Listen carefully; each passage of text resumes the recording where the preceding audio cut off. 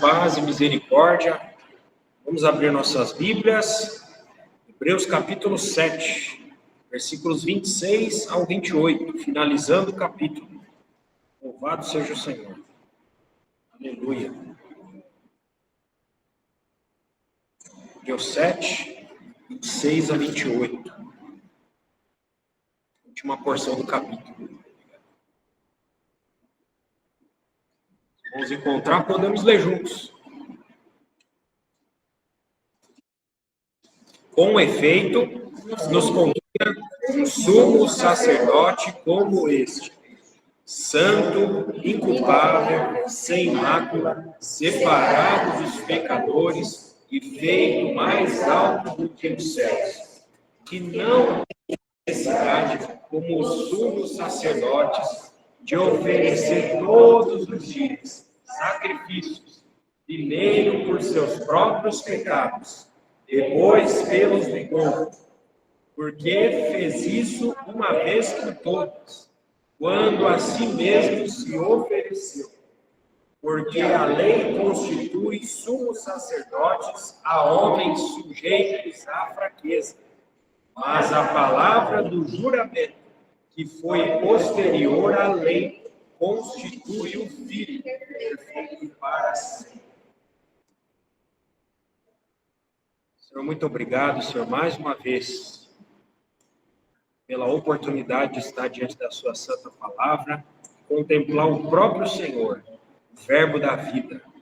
Como lemos aqui, o Senhor é santo, o Senhor é inculpável, o Senhor é sem mácula, o Senhor é separado dos pecadores, o Senhor foi feito mais alto que os céus, o Senhor não tem necessidade de sacrifícios contínuos, e o Senhor é perfeito para sempre. Nós te louvamos, Senhor, porque jamais será encontrado alguém como o Senhor, tanto debaixo da terra, como na terra ou nos céus.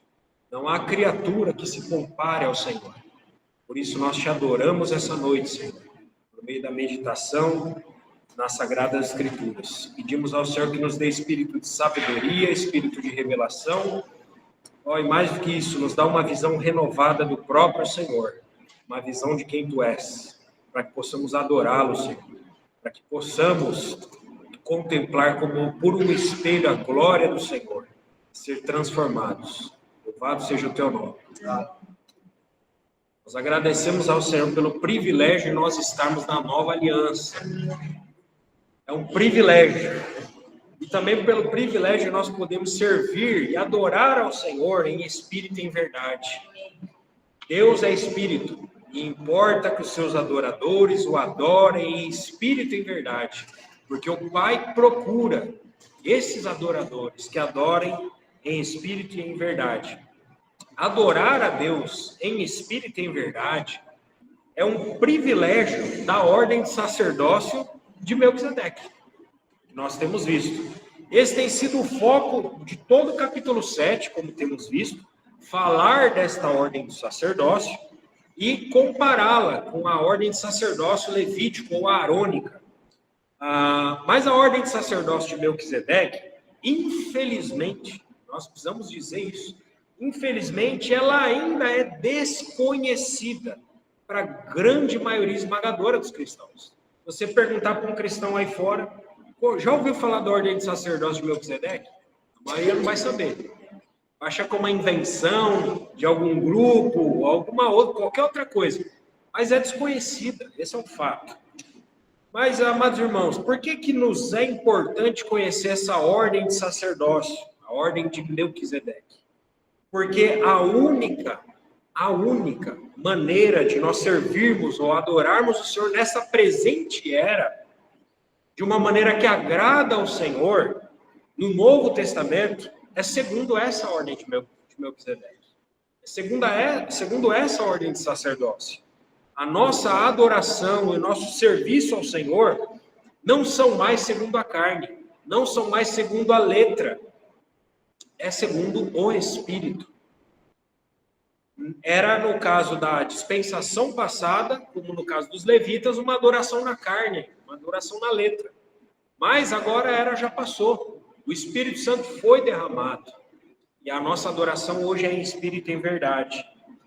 E um outro grande motivo de conhecermos esta ordem de sacerdócio de Melquisedeque é porque, infelizmente, isso também fica muito claro dentro de vários contextos do protestantismo e também do chamado catolicismo, o modelo de sacerdócio que é adotado para as pessoas é um modelo de sacerdócio segundo a ordem de Arão e não segundo a ordem de Melquisedeque.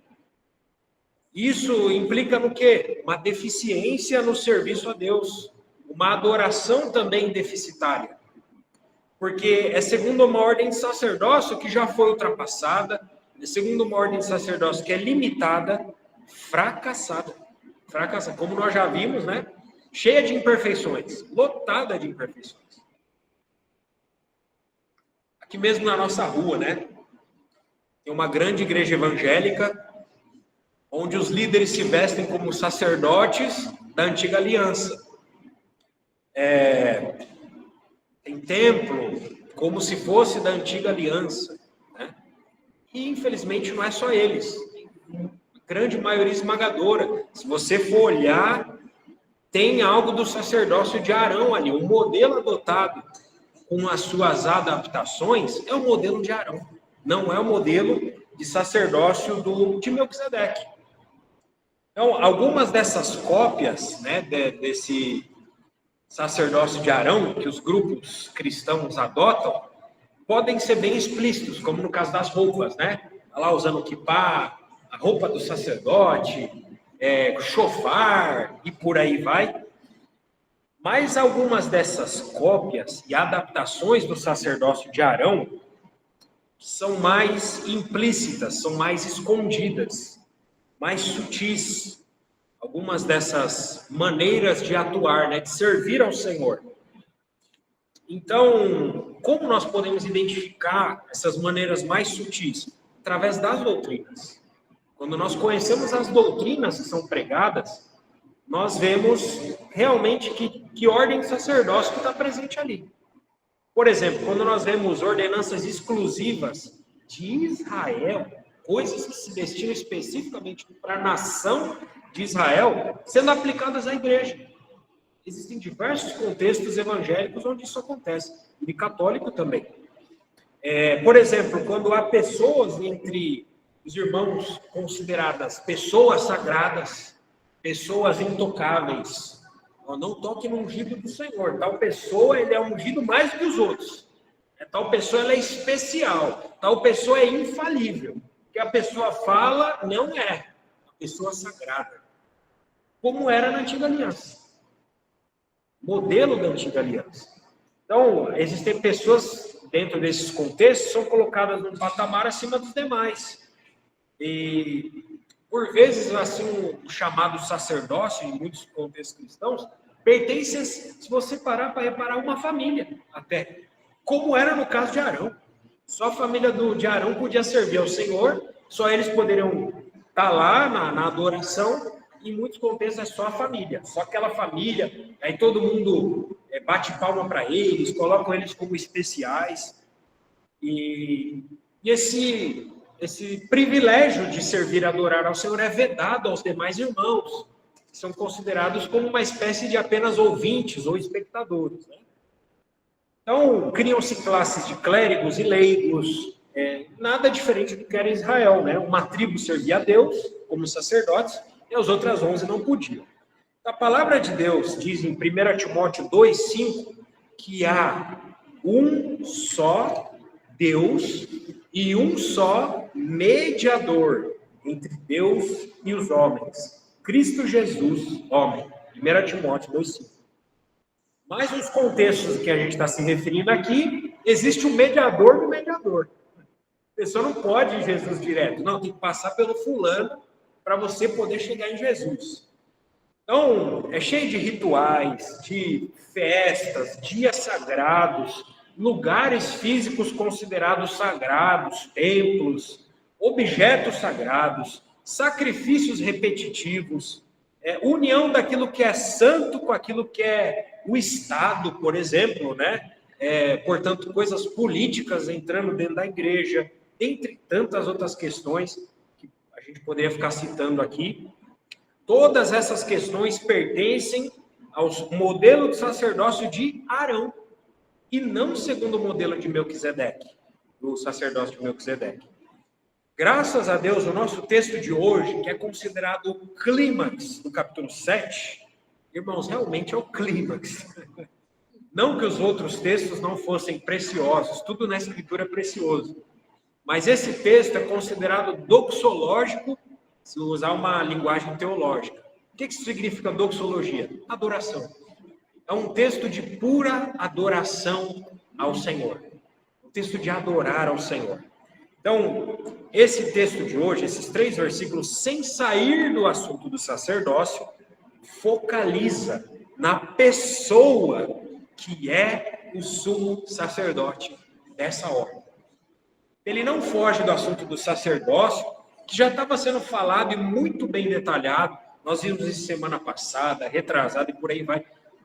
O tema do sacerdócio foi muito bem detalhado, mas agora o foco está na pessoa, do sumo sacerdote. Quem é o sumo sacerdote dessa ordem? O texto do versículo 26 já começa nos dizendo que com efeito nos convinha esse sumo sacerdote, como nós já vimos semana passada. E, irmãos, nos convinha mesmo, porque do contrário ainda seriam necessários sacrifícios repetitivos. Como nós já vimos no capítulo 7 de Hebreus, esse sumo sacerdote salva totalmente e não parcialmente. Ele não deixa nada faltando. Como nós já vimos, esse sacerdote, noite e dia, de maneira incessante, intercede pelos seus, sem nenhuma limitação. Sem nenhuma limitação. Ele não é limitado pelo tempo, não é limitado pelo espaço, por questões fisiológicas, corporais. Ele não precisa dormir. Nós temos segurança que Jesus está lá nesse exato momento, intercedendo por nós. Como nós também já vimos, o sacerdócio desse sumo sacerdote é imutável. Continua para sempre, sem fim. Esse nosso sumo sacerdote está vivo e em estado de ressurreição, e por isso ele não morre mais. Como nós já vimos, esse sumo sacerdote, ele mesmo é o fiador desta aliança. Também nos dá um alívio, uma segurança. Porque, irmão, se dependesse de nós, se dependesse de mim, já era. Graças a Deus, ele é o fiador. É ele quem garante tudo. Está tudo garantido com ele. Está tudo na conta dele. Ele foi constituído por Deus mediante um juramento e segundo o poder de uma vida indissolúvel. Uma vida que não se dissolve. Uma vida que sempre é intacta, forte. Ele é tão grande que o Melquisedeque, um grande rei da era dos patriarcas, foi comparado a uma mera figura dele. Foi feito semelhante ao Filho do Homem. Louvado seja o Senhor. Então, hoje, com a graça de Deus, nós vamos ver detalhadamente mais 7 atributos ou qualidades desse nosso sumo sacerdote. Irmãos, que o colocam em um patamar onde nenhuma criatura sequer pode imaginar chegar algum dia. E a Epístola aos Hebreus, em outras ocasiões, já nos convocou solenemente a considerar o apóstolo e sumo sacerdote da nossa confissão, Jesus. A palavra considerar, nós já falamos, é uma palavra que é utilizada pelos astrônomos para observar sem pressa os céus. Eles pegam lá suas lunetas, seus telescópios e sei lá mais que tecnologia e ficam lá sem pressa observando as estrelas, tal coisa, e ficam lá observando e observando. Irmãos, possamos nós observar sem pressa, contemplar os detalhes do nosso sumo sacerdote. Para quê, irmãos? Para adorá-lo. Aqueles magos, que vieram seguindo a estrela de Belém, por que eles seguiram aquela estrela? Eles mesmos falam, seguimos essa estrela e viemos para adorá-lo. Esse também é o nosso coração. encontrar o Senhor, ver o Senhor, para podermos adorar o Senhor. Adorar ao Senhor não é algo que nós podemos fazer quando nós quisermos. Vou adorar ao Senhor. Não. A adoração ela é um reflexo. Ela é um resultado. É algo derivado de nós contemplarmos o Senhor. Primeiro nós contemplamos o Senhor. Vemos o Senhor. E o resultado disso é a adoração.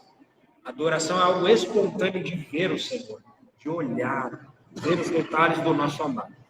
Versículo 26, então. Com efeito nos convinha um sumo sacerdote como este, santo, inculpável, sem mácula, separado dos pecadores e feito mais alto do que os céus. Em primeiro lugar, esse sumo sacerdote que nos convém é santo. A palavra santo aqui no grego é osios. Osios. Essa palavra é muito interessante porque ela difere de outras 3 palavras no grego para se referir à santidade. A santidade aqui nesse texto não é de alguém justo, de alguém que é correto, porque seguiu as normas, porque seguiu os estatutos, porque seguiu as leis. Não é nesse sentido que está falando aqui. A santidade aqui neste texto também não é de algo que foi consagrado a um serviço sagrado, a um serviço espiritual. E, por fim, a santidade aqui nesse texto também não é uma santidade de separação, de ser posto à parte para um propósito especial. A santidade aqui nesse texto, agora sim, significa caráter ou qualidade moral intrínseca. Caráter ou qualidade moral intrínseca, ou seja, é algo que não é adquirido. É algo que não é adquirido. Mas algo que já é da pessoa.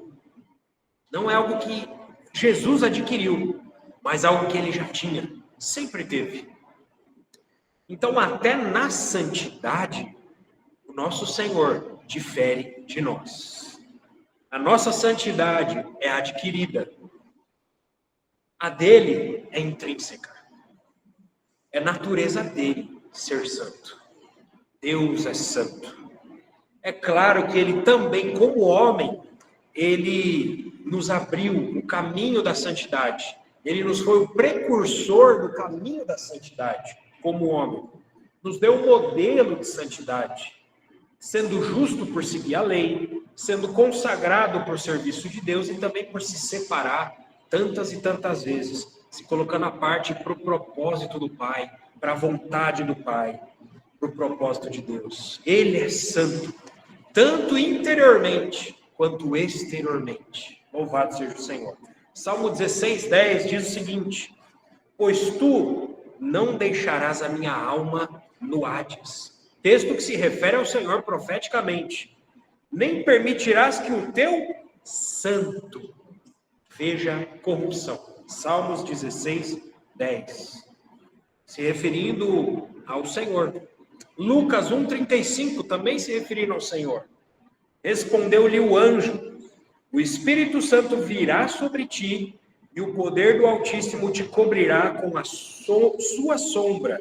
Por isso, também o Santo que de ti há de nascer será chamado Filho de Deus. Então, irmãos, o sumo sacerdote em Israel, na antiga aliança, ele usava na testa uma placa de ouro com uma inscrição escrito: santidade ao Senhor. Mas o caráter pessoal desse sumo sacerdote podia ser muito perverso. Podia não ter nada a ver com as palavras que estavam na testa dele. Podia ser bem diferente das palavras na cabeça dele. Já o nosso sumo sacerdote, ele é santo. Não apenas diante dos homens exteriormente, mas diante de Deus, que sonda todas as coisas. Ele é santo interiormente, santo exteriormente. Ele é santo diante daquele que não vê o exterior, mas diante daquele que vê o coração, diante daquele que tudo sonda. Qual sacerdote pode ser chamado de santo, assim como ele? Nenhum. que ser humano ou que criatura celestial que seja, pode ser chamado de santo assim como ele. Por isso que nós dizemos de boca cheia que o nosso Senhor Jesus é santo. O Senhor é santo. Santo, santo, santo. Santo intrinsecamente. Santo por natureza. Ele sempre foi, ele é e sempre será santo. Louvado seja o Senhor. Irmãos, toda e qualquer santidade que nós tivermos deriva da santidade dele. Então essa é a primeira coisa. Segunda coisa, em segundo lugar, o nosso sumo sacerdote, ele é inculpável. No grego, essa palavra inculpável é akakos. Akakos. Essa expressão akakos não significa alguém que não tem culpa porque não fez algo culpável. Não significa isso. Alguém que não tem culpa porque não fez algo culpável. Claro, o Senhor nunca fez algo culpável. Só que essa palavra, no grego, ela é muito mais profunda. De alguém que não teve culpa porque não fez nada culpável. Ela é bem mais profunda. Essa palavra grega, inclusive, ela é o antônimo de maldade. É o antônimo de maldade. Essa palavra significa impossibilidade de atribuir culpa derivada de um caráter íntegro, puro, inocente, inofensivo, sem malícia, sem erro. Nada que fosse vil ou inferior poderia estar ligado a ele. Em todas as manifestações da vida de Jesus, seja na eternidade, seja dentro do tempo, Cristo é inculpável. Um caráter que intrinsecamente, naturalmente, não pode fazer o mal. O Senhor não podia fazer o mal.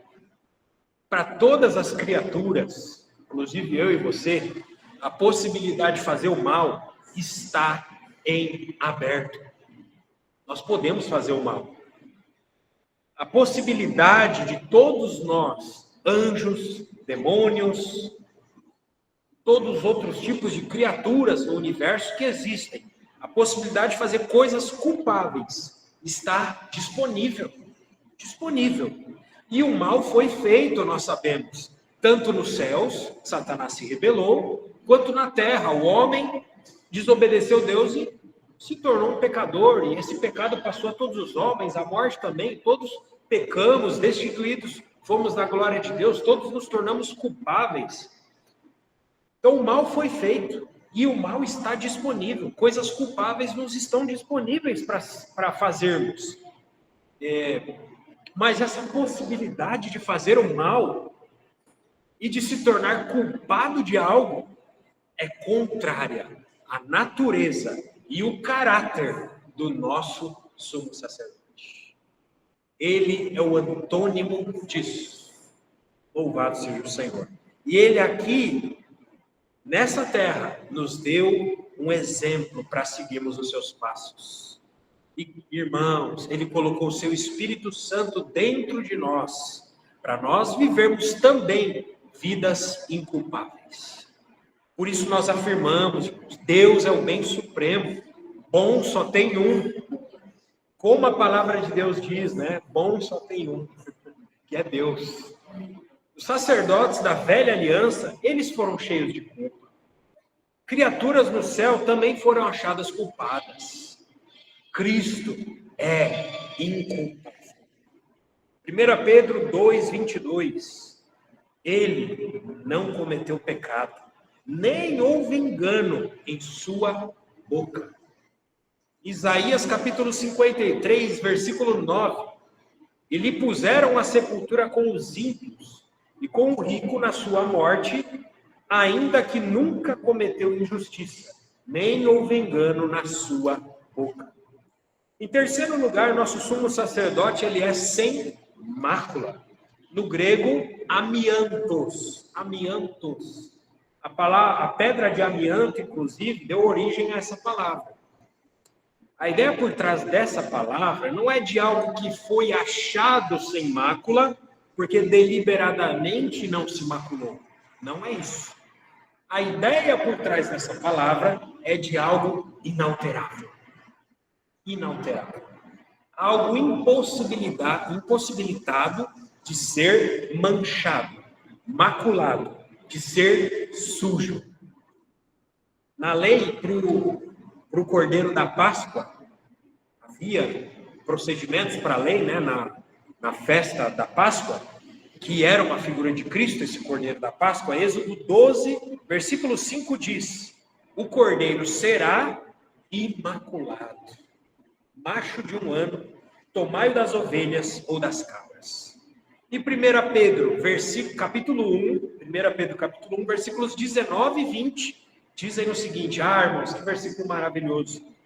Mas pelo precioso sangue, como de cordeiro, sem defeito e sem mácula, o sangue de Cristo, conhecido com efeito antes da fundação do mundo, porém manifestado no fim dos tempos por amor de vós. O sangue de Cristo é conhecido antes da fundação do mundo. Mas que frase bombástica. Um sangue que é conhecido antes da fundação do mundo. Porque aqui fica muito claro para nós. Por que o sangue de Cristo era conhecido antes da fundação do mundo? Porque Cristo Jesus, em seu caráter intrínseco, é eternamente imaculado.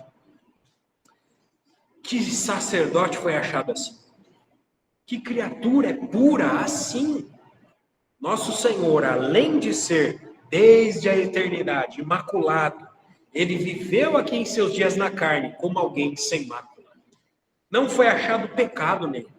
Ele colocou seu Espírito em nós, para naquele dia nos apresentar uma igreja gloriosa e sem mácula. A primeira coisa que fala, para apresentar a igreja gloriosa sem mácula. Louvado seja o Senhor. Quarto lugar, o nosso sumo sacerdote é separado dos pecadores. Essa separação, ela não é de alguém que escolheu viver distante de outras pessoas, como alguém que edifica, por exemplo, a sua casa em uma montanha, longe do contato com o próximo. A vida do nosso Senhor Jesus prova o contrário, inclusive, disso. Ele sempre esteve próximo aos pecadores, esteve próximo dos publicanos, próximo de mulheres e todas as classes que eram desprezadas na sua época. Esse era o Senhor. Então, a palavra separado dos pecadores não significa de alguém que viveu uma vida à parte das pessoas. Não é isso que quer dizer. Havia, sim, óbvio, momentos em que o Senhor se retirava a sós para orar, mas também não é esse o sentido da palavra aqui. Essa separação do versículo é uma separação ontológica. Uma separação ontológica. Isso significa uma distinção na natureza da existência ou do ser. Isso vai ficar mais claro agora. O versículo quer dizer, a respeito de Jesus e as demais criaturas, é que existe um limite intransponível entre os dois. O Senhor, ele é separado dos pecadores porque ele é diferente. Ele é diferente. Diferente por ser Deus. Qual de nós pode dizer, eu sou Deus? Nenhum de nós pode dizer que é Deus. Então ele é diferente porque ele é Deus. Ele é diferente por conter em si mesmo a essência e os atributos exclusivos, incomunicáveis, que só pertencem ao Pai, ao Filho e ao Espírito Santo. É por isso que ele é separado. É nesse sentido, ele é diferente. Esse é Jesus, o nosso sumo sacerdote. Irmãos, nenhuma criatura participa ou participará dessa essência única de Deus. Ele é separado dos pecadores. Isso também fala, irmãos, de certa forma, da sua impecabilidade. Ele não pode pecar. Ele nunca errou o alvo. Cristo nunca errou o alvo. E embora ele seja um ser humano como nós, ele não nasceu como homem, com o pecado dentro de si, como nós nascemos. Davi falou, né? Em pecado me concebeu minha mãe. Mas do Senhor Jesus isso não pode ser dito. Ele nasceu como um zigoto divino. Ele foi colocado ali pelo Espírito Santo. Pelo Espírito Santo, como um zigoto divino. Dentro de Maria. Uma virgem. Então, ele nasceu já diferente de nós. Sem pecado. Louvado seja o Senhor. Então, nisso também ele é separado dos pecadores. 2 Coríntios, capítulo 5, versículo 21. 2 Coríntios 5, 21 diz: aquele que não conheceu pecado, Deus o fez pecado por nós, para que nele fôssemos feitos justiça de Deus. 1 João, capítulo 3, versículo 5. E bem sabeis que ele se manifestou para tirar os nossos pecados. Veja agora, e nele não há pecado. Louvado seja o Senhor. Em quinto lugar, o nosso sumo sacerdote, ele foi feito mais alto que os céus. Esse trecho do versículo descreve a exaltação e a posição da supremacia de Jesus após a sua obra redentora. O Salmo 110, justamente o Salmo 110, que tanto e tanto nós estamos vendo aqui em Hebreus, logo no versículo 1 desse Salmo, contém a profecia dessa exaltação de Jesus. Já estava profetizado que Jesus seria exaltado no Salmo 110. Além do versículo 4, que nós estamos cansados de ouvir, né? Mas o versículo 1, ele já disse, muito tempo antes do Senhor vir em carne. Salmo 110, 1. Disse o Senhor a meu Senhor. Deus falando com Deus. Disse o Senhor a meu Senhor, senta-te à minha direita, até que eu ponha os teus inimigos por escabelos dos teus pés. Outro texto bastante conhecido dos cristãos traz essa exaltação após a obra redentora de Jesus. Filipenses 2, versículos 9 a 11.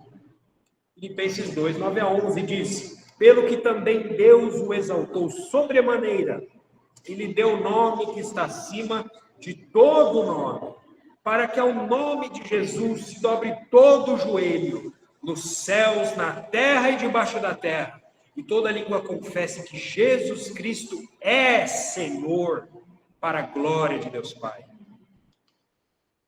Irmãos, qual sacerdote, qual anjo ou qual criatura foi colocada nessa posição que ele foi colocado? Nenhuma. Essa posição é única do nosso sumo sacerdote. Em sexto lugar, o nosso sumo sacerdote é alguém que não tem necessidade de oferecer sacrifícios contínuos.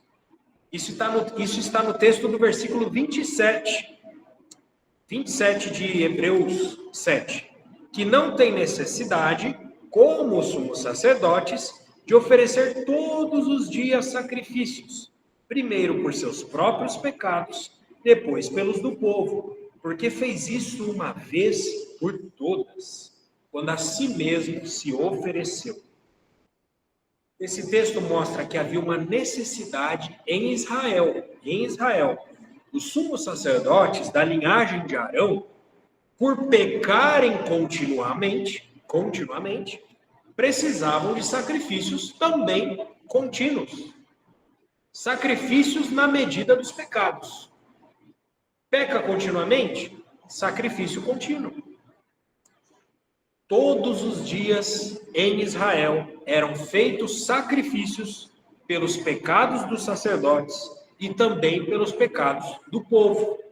O povo e os sacerdotes eram e são totalmente incapazes de parar de pecar. Por isso, os sacrifícios nunca cessavam. E aí, a pergunta que foi feita lá em Gênesis, né, para Isaac: onde está o cordeiro para o sacrifício? Cordeiro perfeito, né? Até quando vai ter que ter essa necessidade de sacrifício contínuo? Quando vai surgir o Cordeiro perfeito? Até quando essa necessidade de sacrifício contínuo? Um outro detalhe interessante, irmãos, desse versículo 27, é que o sacrifício oferecido por um sacerdote que era pecador, como eram os sacerdotes da antiga aliança, não era perfeito, não podia ser perfeito, nunca seria perfeito. Então era uma necessidade, essa necessidade, ela seria satisfeita apenas quando surgisse uma oferta perfeita e um sumo sacerdote perfeito. Enquanto não houvesse uma oferta perfeita e um sumo sacerdote perfeito, os sacrifícios teriam que ainda ser contínuos, porque o povo não para de pecar. Irmãos, coisa bela, que quadro belo fica diante de nós, porque o nosso Senhor Jesus, porque ele nunca pecou, nunca precisou de sacrifício para si mesmo. O Senhor Jesus nunca precisou de um sacrifício para ele. Nem ser batizado ele precisava, mas ele falou para João Batista: olha, convém cumprir toda a justiça. Nunca houve a necessidade do Senhor Jesus ter de oferecer algum sacrifício por pecado próprio dele, porque ele nunca pecou. E o fato dele ser sem pecado, não ter pecados próprios para expiar, o qualifica, primeiramente, como uma oferta perfeita. Cristo é a oferta perfeita de Deus. Um cordeiro sem mácula apareceu. Cristo Jesus. Aí a resposta para a pergunta de Isaac: onde está o cordeiro para o sacrifício? Ele aparece na pessoa de Jesus Cristo. Onde está o cordeiro? Cristo Jesus. E João Batista mesmo apontou para ele: eis o cordeiro de Deus que tira o pecado do mundo. Se houvesse, irmãos, qualquer mancha no Senhor Jesus, a mínima possível, ele não poderia se oferecer como uma oferta pelos nossos pecados. Louvado seja o Senhor, irmãos, pela vida do Senhor Jesus. E a oferta que ele ofereceu foi ele mesmo. Foi ele mesmo. Cristo a si mesmo se ofereceu como oferta para Deus. Não pelos pecados dele, mas pelos nossos pecados. O sumo sacerdote da velha aliança tinha que oferecer sacrifício pelos pecados dele e os do povo. Cristo não precisava oferecer pelos pecados dele, apenas pelos do povo. Mas ele mesmo se colocou como essa oferta intermediária para Deus. E, irmãos, uma oferta perfeita, ela não precisa de repetição. Mas ainda tem um problema: a oferta perfeita já apareceu.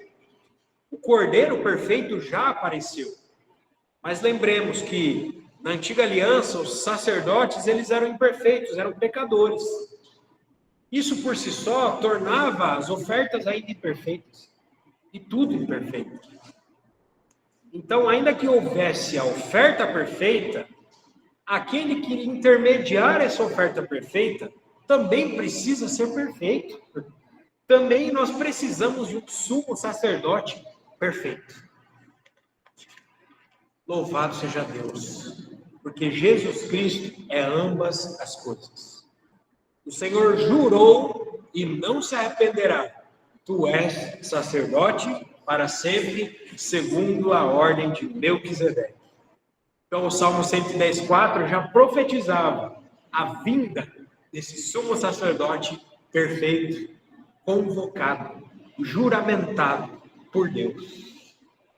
Apareceu não só a oferta perfeita, mas também o sumo sacerdote perfeito, Cristo Jesus, que é sem pecado e é perfeito, tanto perante Deus, como também perante os homens. Alguém que é ao mesmo tempo um sacrifício perfeito e um sumo sacerdote perfeito. E a sua oferta, por ser perfeita, não precisa ou precisará de repetição. Isso então descarta, irmãos, o chamado sacrifício da missa católica, no qual pessoas oferecem a Deus diariamente o sacrifício de Cristo. É estranho até falar isso. Irmãos, se assim fosse, o sacrifício de Cristo não seria perfeito, não poderia ser perfeito. Precisaria ser oferecido repetidamente, como as vítimas insuficientes da lei, um monte de animal. Isso é como dizer, irmãos, oferecer o sacrifício de Cristo diariamente, que houve alguma imperfeição na vida ou na obra do Senhor Jesus, tendo novamente a necessidade de sacrifícios. Irmãos, o que as Escrituras nos dizem?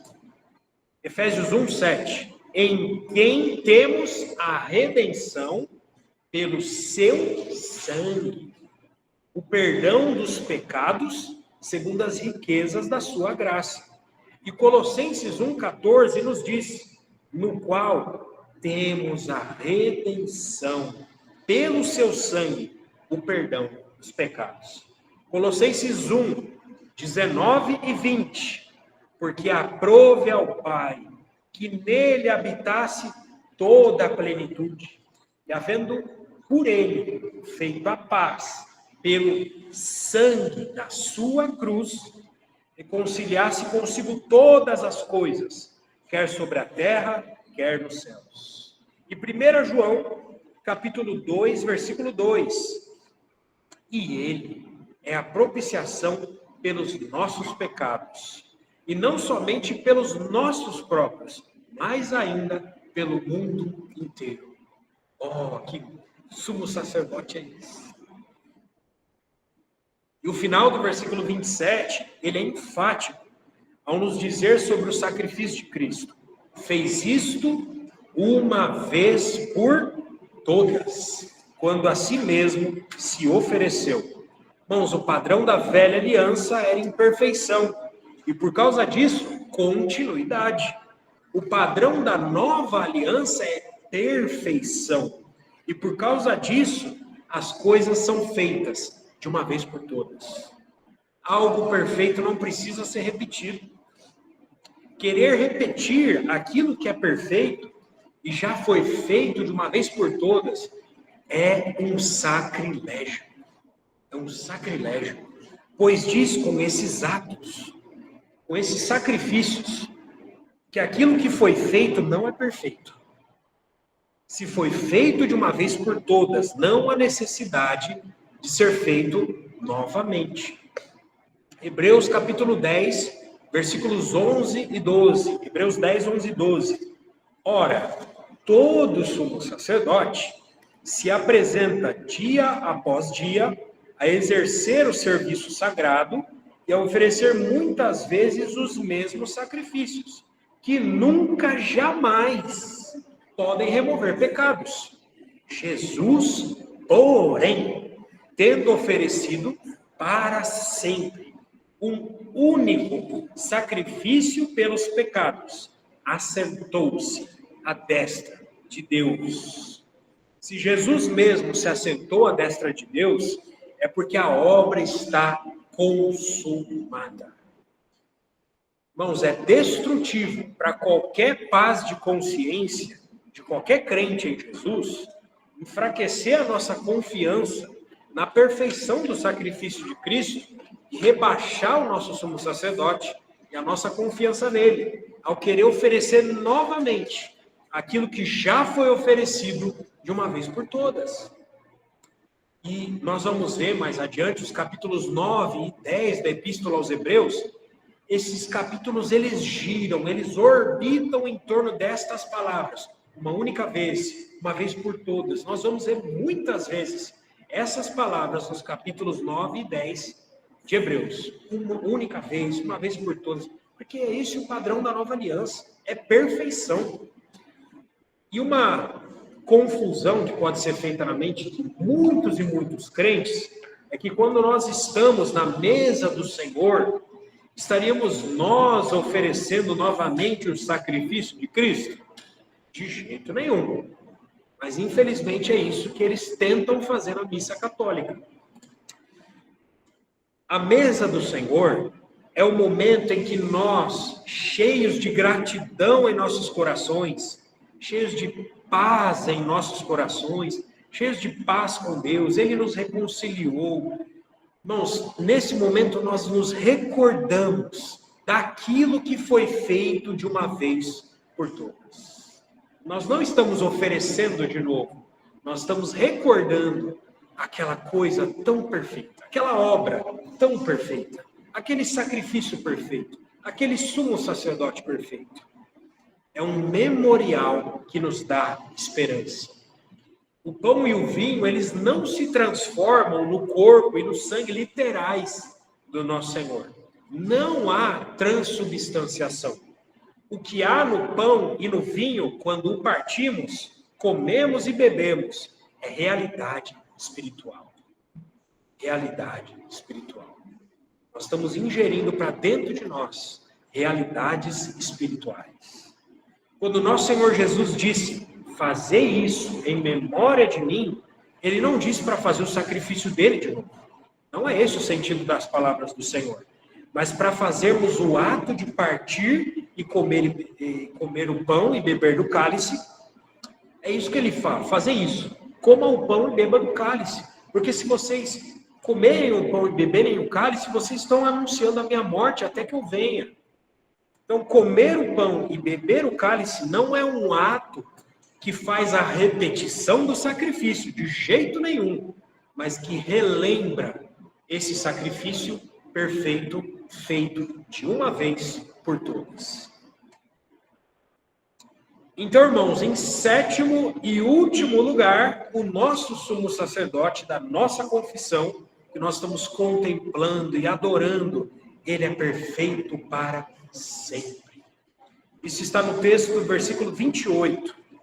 Porque a lei constitui sumos sacerdotes, 28, perdão, de Hebreus 7. Porque a lei constitui sumos sacerdotes a homens sujeitos à fraqueza, mas a palavra do juramento que foi posterior à lei constitui o Filho, perfeito para sempre. Bom, esse versículo aqui, ele é uma recapitulação das verdades anteriores que já nos foram apresentadas, porém aqui ele está resumindo tudo isso. O início desse versículo 28 nos diz que a lei constitui sumos sacerdotes. Então, essa lei promulgada por Moisés constitui sumos sacerdotes. O poder de constituir sumos sacerdotes na velha aliança vem da lei. O texto diz, inclusive, isso no tempo presente. A lei constitui. O que isso nos indica, irmãos? Nos indica, com isso, uma evidência de que o templo e os sacerdócios e os serviços sacerdotais estavam existindo em pleno funcionamento, como nós já falamos outras vezes aqui, no tempo em que essa epístola aos Hebreus foi escrita. E embora a lei existia perante os homens, aqui, durante essa época que foi escrita essa epístola, a sua força perante Deus já havia desaparecido. A força da lei já havia desaparecido aqui. Porque, como já falamos, o Espírito Santo já havia sido derramado. O poder para dar vida, o poder para transformar corações já havia sido derramado. A lei, ela acusa o nosso pecado, mas ela não muda ninguém. Já o Espírito Santo, em nós, ele nos leva para uma outra lei. A lei de Cristo, a lei do Espírito da vida, a lei da liberdade. E produz em nós os frutos do Espírito. Louvado seja o Senhor, porque essa era já havia passado. A sombra já havia passado, porque a realidade chegou. Então o Espírito Santo já havia sido derramado, para que aqueles que sirvam a Deus não servissem mais na lei, mas no Espírito. Esse versículo 28 também nos diz que esses sumos sacerdotes, constituídos pela lei, são Atenção, outro detalhe, pequeno detalhe. Não poderiam ser constituídos anjos a favor dos homens, pois não há correlação de naturezas. Então, homens. Mas existe um problema com os homens. O texto diz que os homens são sujeitos à fraqueza. Essa fraqueza aqui desse versículo, ela inclui tanto as limitações naturais da humanidade que nós temos, né? Nós somos finitos, nós temos fome, temos sede, temos necessidade de dormir, nós envelhecemos. Então, essa fraqueza aqui inclui tanto essas limitações naturais da humanidade, como também as imperfeições pessoais dos sumos sacerdotes. O que alguém precisa para estar sujeito à fraqueza? Basta ter nascido um ser humano. E, irmãos, não há tecnologia, não há ciência que o homem invente que remova a sua sujeição à fraqueza. O homem pode fazer de tudo para prolongar os seus dias, melhorar a sua saúde, mas ainda assim nós estaremos sempre sujeitos à fraqueza. Não há projeto transhumanista que vá ultrapassar isso. Não há. Sempre estaremos sujeitos à fraqueza. E a fraqueza humana, ela simplesmente, ela não quer se separar dos seres humanos. Ela não se separa da humanidade. Então, os sumos sacerdotes constituídos, eles já vêm no pacote, vamos dizer assim, com a fraqueza dentro de si. Com a fraqueza em si mesmos. Então, o texto aqui, no versículo 28, nos traz um mas. Ele nos traz um mas. Ele está falando várias coisas, então, mas. Um ponto de ruptura, né? Ou uma comparação que vai envolver a lei, os sumos sacerdotes dela, os homens e as fraquezas desses homens. Vai comparar com alguma coisa, tudo isso. Então, em primeiro lugar, a lei ela é comparada com a palavra do juramento, que é posterior à lei. Que palavra do juramento é essa? Salmo 110, versículo 4. Tu és, primeiro, o Senhor jurou e não se arrependerá. Tu és sacerdote para sempre, segundo a ordem de Melquisedeque. E aí, irmãos, nós nos perguntamos, vamos colocar uma balança aqui, né? O que tem mais peso? A lei dada por intermédio de anjos e promulgada por Moisés de um lado, ou uma palavra do juramento direta de Deus? A palavra do juramento dada direto por Deus. A segunda e a terceira comparação é em relação aos sumos sacerdotes dessa lei, que são homens sujeitos à fraqueza. Estes sumos sacerdotes são comparados a nada mais, nada menos do que ao Filho de Deus, que foi constituído pela palavra do juramento. A palavra filho, aqui nesse texto grego, é uiov, que designa Jesus Cristo, tanto em sua humanidade, quanto também em sua divindade, abrangendo a totalidade da pessoa de Cristo. Mas o foco aqui nesse contexto, se nós formos olhar, é a divindade de Jesus. Por causa do contato dele com Deus Pai, ao receber a palavra do juramento de Deus Pai. Jesus é o único homem que possui uma relação única e eterna com Deus Pai. Qual desses sumos sacerdotes da velha aliança, homens sujeitos à fraqueza, pode dizer que tem uma comunhão com Deus Pai igual ou comparável à comunhão do Filho de Deus? Nenhum. Ninguém pode dizer isso. Jesus veio diretamente do Pai. E ele falou, e para o Pai eu vou. Ele disse isso. Jesus é um com o Pai. Jesus estava aqui em seus dias em carne, fazendo a vontade do Pai. E apenas em um momento, inexplicável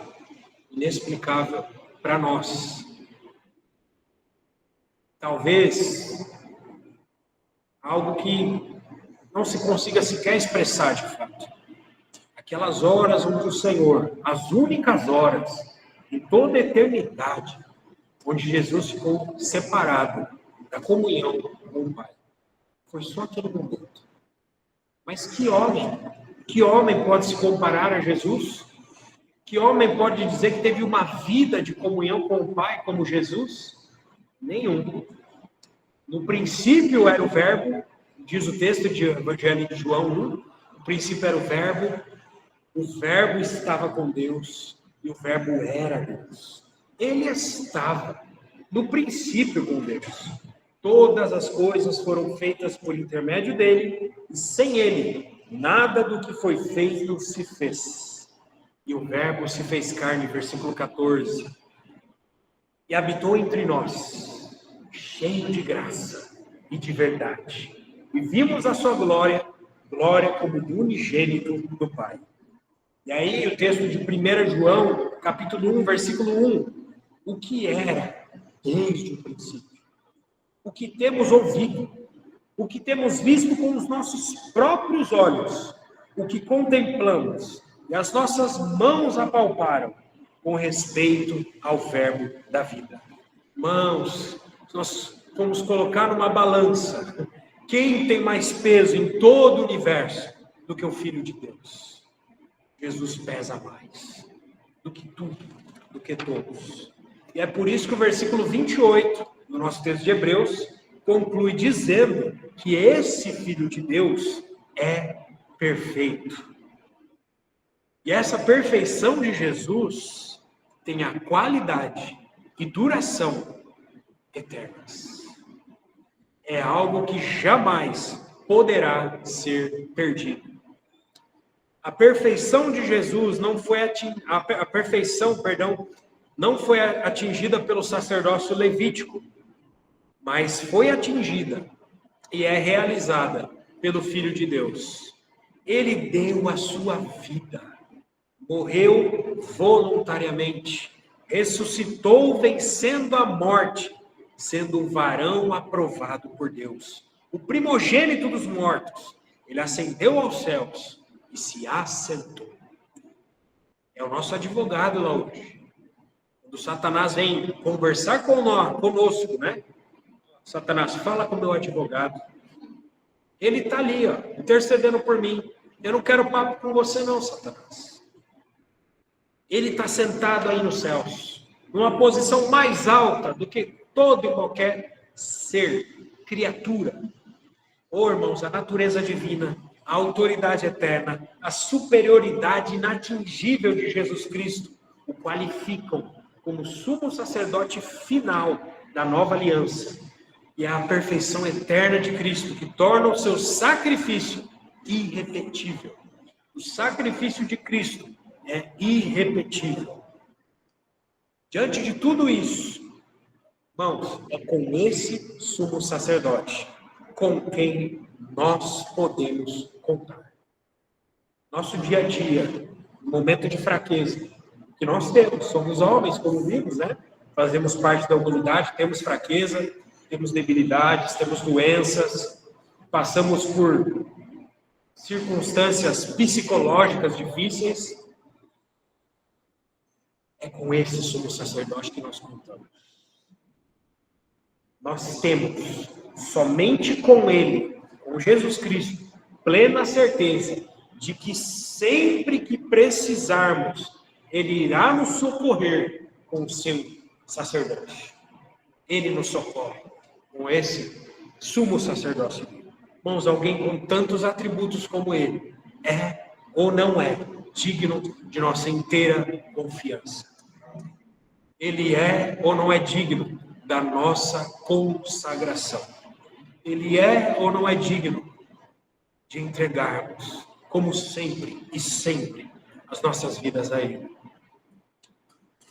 Ele é tudo o que o Deus Santo requer e tudo o que o homem pecador precisa.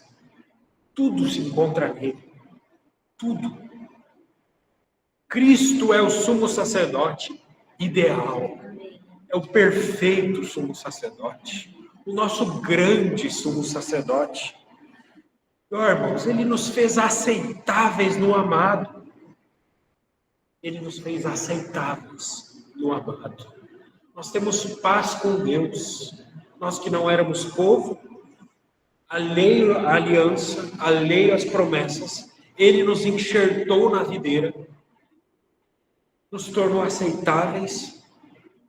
Por sua graça, ele nos justificou, nos tornando justos. Nós somos justos, irmãos. Se qualquer coisa contrária a isso é mentira de Satanás, porque o Senhor nos justificou pela graça dele, por mérito dele.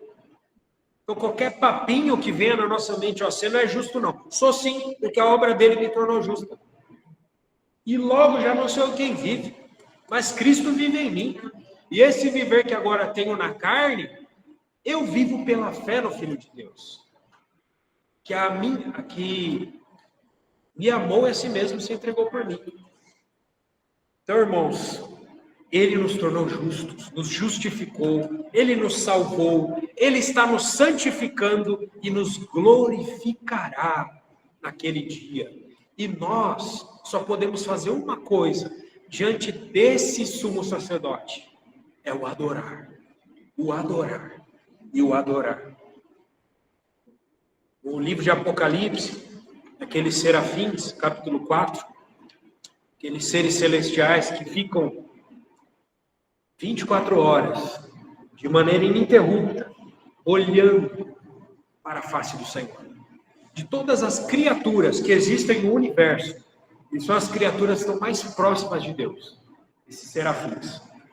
Irmãos, o que eles fazem ali? Irmãos, não há outra coisa a fazer. Porque eles ficam contemplando a face do Senhor.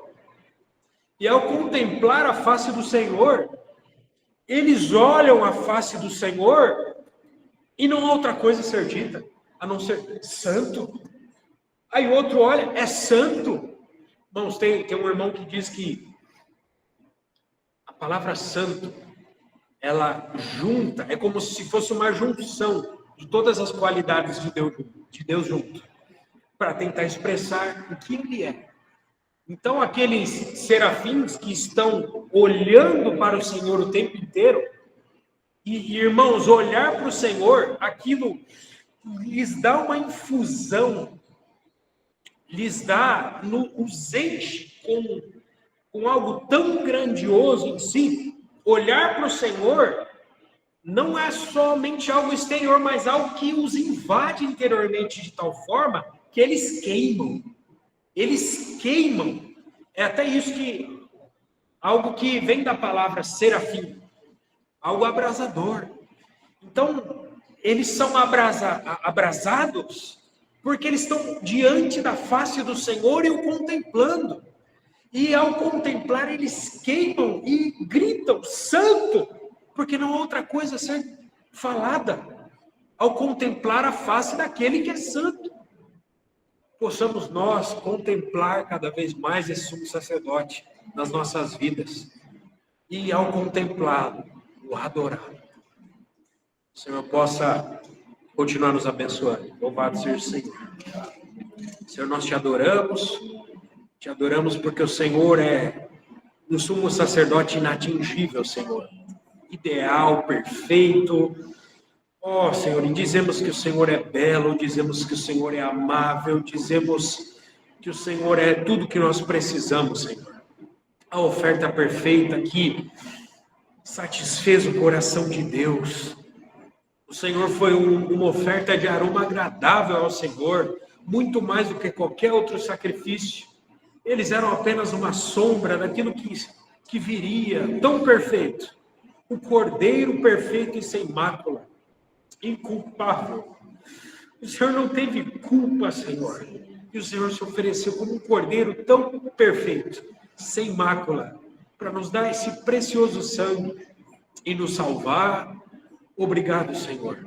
Seremos eternamente gratos ao Senhor por essa obra redentora, maravilhosa, incrível, perfeita, que invade o nosso coração. e que nos muda interiormente, Senhor.